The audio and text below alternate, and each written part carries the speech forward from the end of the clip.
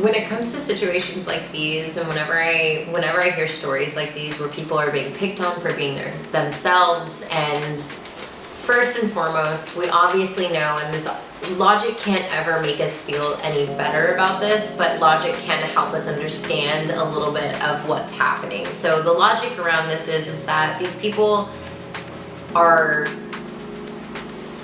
you are showing them something so different that does not compute within their tiny little brains.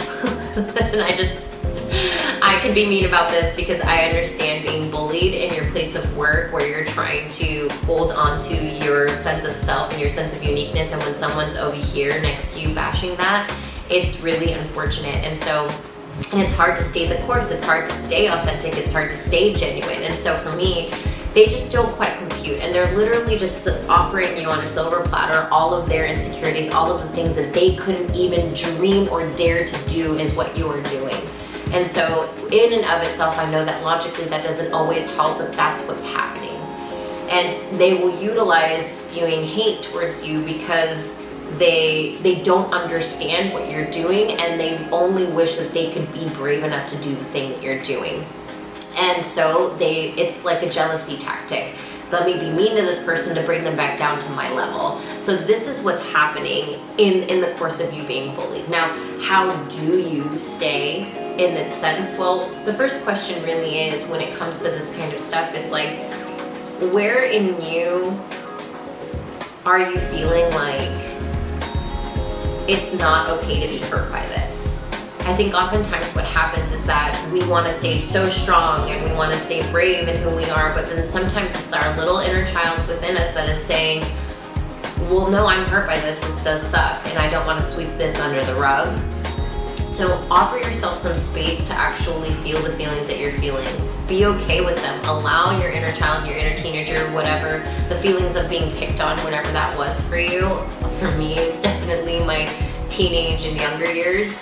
Got picked on a lot, and so it's like, where can we honor that feeling within us so that we can alchemize and process it and turn it into momentum? Because when we can alchemize and process this information within us, and this is called shadow work for those that don't know this work just yet, then we can actually utilize it to create a boundary, because this isn't okay to not be swept under the rug. So first, it's not about you, it's about them, because you're brave. And by being brave, there's always going to be situations where people are going to have opinion about who you are. And the more you can hold and lead yourself through these situations, the better at it you'll find security within yourself to lead and create the boundaries that you need to create.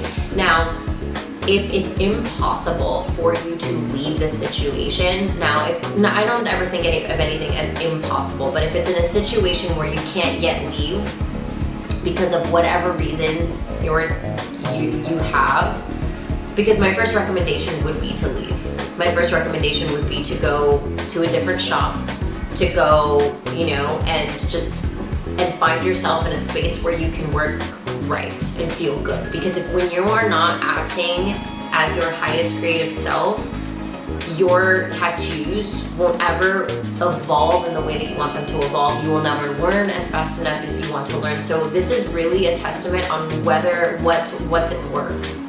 Is it worth your peace of mind? Is it worth your work? Is it worth your artwork? Is it worth your client's experience for you to continuously be on this road and say, well, I can't leave because it's the only shop in town, or whatever the reasons might be around it? Can we look at the reasons and see them as like, maybe, okay, is this just an opportunity to see myself more, that I'm a little scared to leave because I don't know anything else or any of that nature? So this is a really tough question, especially when we're looking at it from a holistic space, as looking at it from a whole person perspective.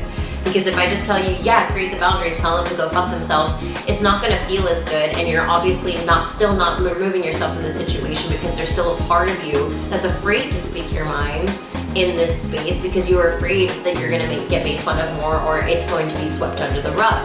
And so it's either finding the power within you to tell them, hey, this needs to stop, or I'm leaving, or this person needs to leave for me to stay. Otherwise, I don't unless you can confront this person and it feels good to you and you're like, hey, this actually is really bothering me that you're having such issues. Is there something that I can help you with? And help you, lead you in whatever way that makes you feel more authentic. And if that's not a conversation you're gonna be able to have, my biggest advice would be to leave. And after having a conversation, I've talked to so many tattooers who have either been in my programs or VIP, and they've had these situations, and oftentimes it's a very rigid situation, and this industry definitely has its moments where it can be a big fucking boys club where it's not fair and things are going to be unfair. And so how can we honor ourselves and stay true to ourselves and stay true to our authenticity and continue to speak our truth and hold the boundaries while still growing and thriving are these questions that we ask ourselves. So since I don't know the full situation fully, I can only offer that much support, but I hope that was helpful to everyone who is out there having a hard time with people not being of like mind in your own shop.